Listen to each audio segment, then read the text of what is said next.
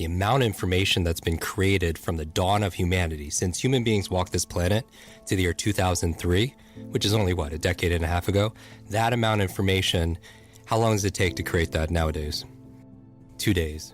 The amount of information is doubling at dizzying speeds, but how we learn it, how we absorb it, focus, retain it, apply it, is pretty much flatline. And that growing gap creates something called anxiety. They call it information fatigue syndrome, because everything's a syndrome, right? Yeah. Higher blood pressure, compression of leisure time, more sleeplessness. Because we live in an age where, electric cars and spaceships that are going to Mars, but our vehicle of choice when it comes to learning and education is like a horse and buggy. Like the education system we all grew up with the 20th century education that prepared us for a 20th century world, which at the turn of the 20th century was working in farms and factories. And that's what the education was. It was assembly line, cookie cutter, one size fits all. But now we live in a world where the world's changing so much. Someone graduating school today is going to have 8 to 14 different careers. Can you imagine that? Not jobs, but different careers, because we don't know where the world's going to be. So your ability to outlearn, outthink, outperform, that's your greatest advantage. If there's one skill to master in the 21st century, it's your ability to learn rapidly, to be able to keep up. So digital overload. The second digital supervillain today that I think is a health threat to everyone listening, whether you're an entrepreneur, you're a parent, you're a high achiever, is this thing called digital distraction. Think about all the social media alerts, the app updates. Our minds are being fried because we're getting these dopamine fixes all the time. Do you know how often the average person opens up Instagram? It's now 150 times.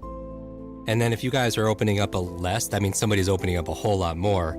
But that's by design, right? Because every like, share, comment, you get this dopamine flood, and it drives our habits and our addiction, if you will. And we talk a lot about routines, and now we're going to talk about how to jumpstart your brain, morning routine, evening routines, because, really, the success that everyone is desiring, it's hidden in our daily habits. Right? First, you create your habits, and then your habits create you. But one of the things a bad habit, the most successful people, they have their to-do list, and we all have our to-do list. But I've also noticed that some of the highest achievers, they have a not to-do list. You know what I mean? They have a list of non-negotiable things they will not indulge in because, we've all read the book Good to Great. You say no to good so you can say yes to great, right? And a lot of times when you get more and more successful, you suffer from this opportunity stress. Right, you get more and more offers, more and more opportunity, and you can't say yes to everything. And that's a big challenge because then you have so many windows open on your computer. And even if they're minimized, they still take up energy and they still take up space and memory. And you wonder why you're fatigued all the time. You wonder why you don't have the mental energy to do the things that you need to be able to do. So digital distraction, and on the top of your not to-do list should be not checking your phone in the first thing in the morning. And I know everyone's listening to me and automatically so many people are just like, oh my God, I hate this guy. But the first hour of the day, the reason why you don't want to pick up your phone is because, and we're all guilty of this, is because it rewires your brain for two things. Number one, it rewires your brain for distraction. When you wake up first thing in the morning, you're in this relaxed, alpha, creative, very suggestible state, right? You just woke up. And so you have to be very careful and protect and stand guard to your mind from outside influences. Because number one, if the first thing you see on your phone, you're watching these cat videos and everything that's going on social media, you're getting these dopamine flood, which is building your distraction muscles. Because when it comes to focus is like there's a focus fitness, if you will, and you have focus muscles, but you also have distraction muscles.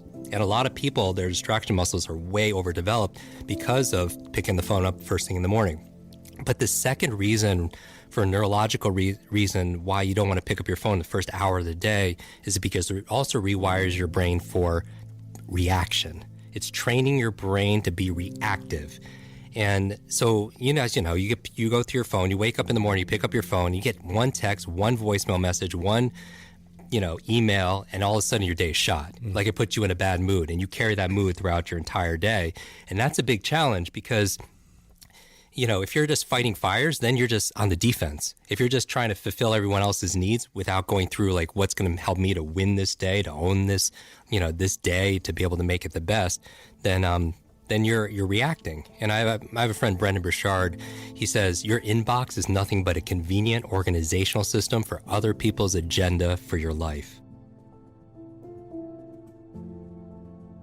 So you're training your brain to react, and you can never have an incredible day if you're just reacting to things, right? So for me, I wake up in the morning and I just start journaling, and I write down 3 things I want to accomplish personally that day and 3 things I want to accomplish professionally.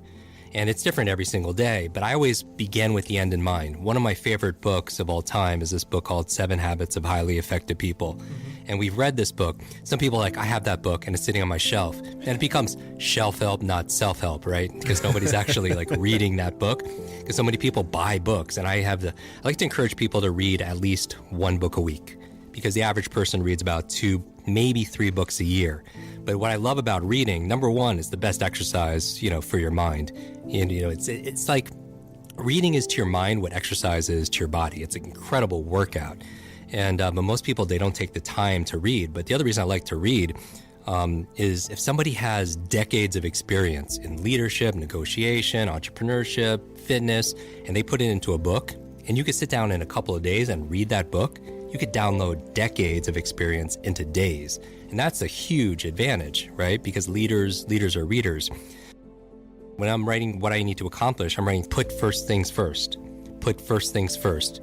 Meaning I believe that the most important thing is to keep the most important thing the most important thing.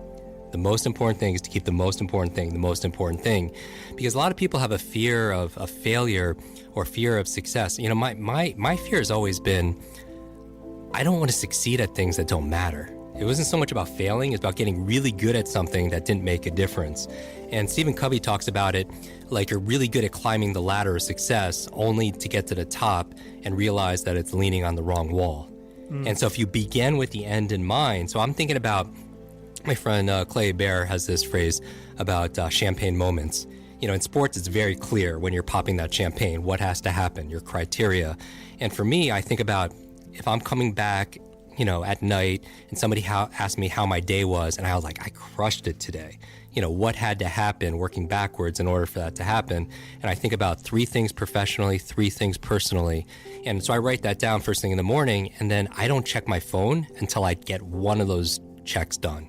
Just at least one thing, and then I get some positive momentum, for example. But that's the reason you don't want to check your phone. It's training you to be distracted, and it's rewiring your brain to be reactive. And you can't be successful and fulfilled if you're just giving up the sovereignty, your power to something outside of yourself.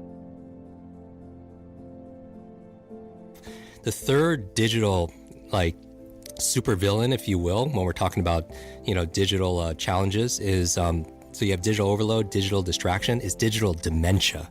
Have you heard this term yet? No. You're going to hear this a lot in healthcare. It's basically where we're outsourcing our brains, our minds to our smart devices. Oh, this is why I can't remember anybody's phone number. Exactly. Yeah. I mean, how many phone numbers did you know growing up as a all kid? of them. All of them. Literally all of them, because we had to, right? Yeah. And how many phone numbers do you know right now? 2. But the old ones that don't that the I ones knew that when I was don't a matter kid. anymore. Mine and my wife's, yeah. Exactly. So 1 or 2. There could be somebody you're texting or calling every single day, and if your phone was dead or if you didn't have it with you, you wouldn't honestly know what that number is. No. And here's the thing. I don't want to memorize 500 phone numbers. Nobody wants to do that, but we've lost the ability to remember one phone number. We've lost the ability to remember a conversation, somebody's birthday. I mean, I feel like absent-mindedness. I mean, how many people feel like senior moments are coming too early? Like you walk into a room and you just forget why you're there.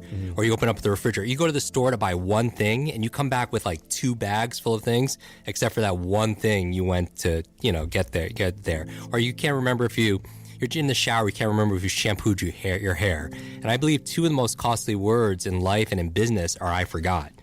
I forgot to do it. I forgot to bring it. I forgot that conversation. I forgot that meeting. I forgot what I needed to say. I forgot that name. I mean, I think number 1 business etiquette networking skill there is remembering people's names. We don't realize how much time we're spending on these devices, right? When you go and you actually look at the numbers, when you look at your phone and you look at somebody's spending 24 hours a week, on social media or whatever it is. I mean, that's, people always say, oh, I have no time to read or I have no time to work out. It has nothing to do with time management. It's all priority management.